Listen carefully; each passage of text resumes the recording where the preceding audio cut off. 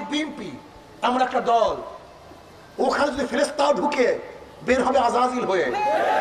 বিশ্বাস হয় না, ভালো মানুষ ঢুকবে খুনি হয়ে বের হবে।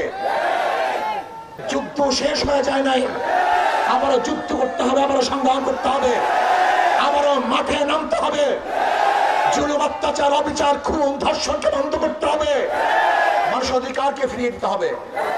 আমি গরিব বাবাদেরকে বলবো, হে আমার গরিব বন্ধুরা, হে আমার গরিব সাথীরা, আপনারা কেন ইসলামকে পছন্দ করেন না? কারণটা কি?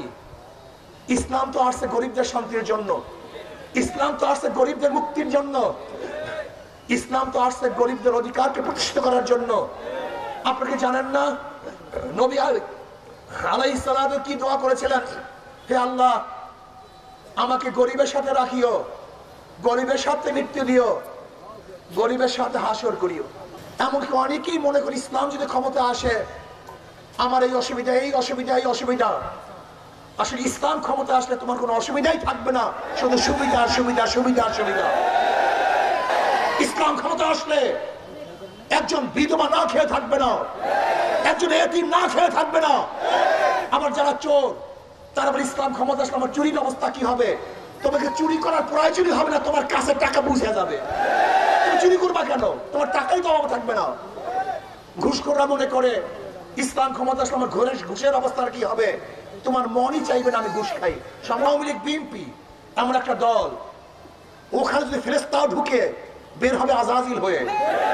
বিশ্বাস হয় না, ভালো মানুষ ঢুকবে খুনি হয়ে বের হবে। আমি মনে করি এটা এমন একটা ইঞ্জিন, এমন একটা ফ্যাক্টরি যেখানে ভালো মানুষ ঢুকবে, খারাপ হয়ে বের হবে। আর ইসলাম এমন একটা ফ্যাক্টরি, এখানে হাজারো খারাপ মানুষ ঢুকবে, ভালো হয়ে বের হবে।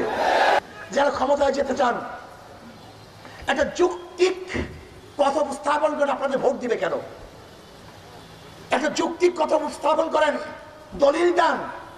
আপনারা কি বলে মানুষের কাছে যাবেন ভোট চাওয়ার জন্য? আমাকে বলুন তো।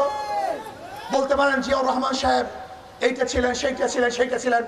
হ্যাঁ, 91-তে জিয়াউর রহমান সাহেব ভালো ছিলেন বিদায়ী আপনাদের ক্ষমতায় নিয়েছিল, কিন্তু 96 পর্যন্ত থাকতে পারেন নাই কেন?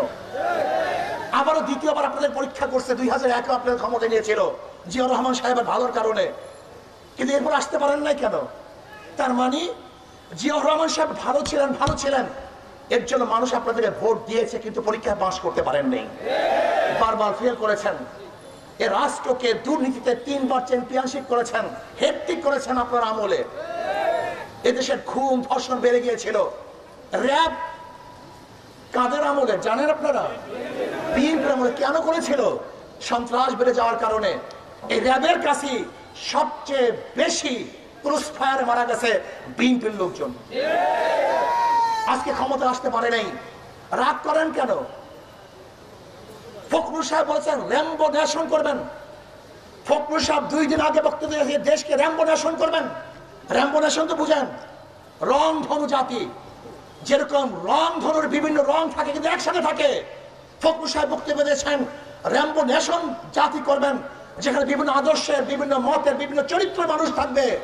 সবাইকে নিয়ে রাষ্ট্র গঠন করতে চান, আপনি বলবেন র্যাম্বো নেশন করবেন, আর বিরোধী দলের মুখের মধ্যে, গলার মধ্যে টিপবেন, চাপ দিবেন, হত্যা করবেন, খুন করবেন, কেস দিবেন, তাদের হত্যা করবেন। না, এটা র্যাম্বো নেশন হয় না, এটা জুলুমবাজ হয়, একনাকাণ্ড হয়, এটা বাকশাল হয়।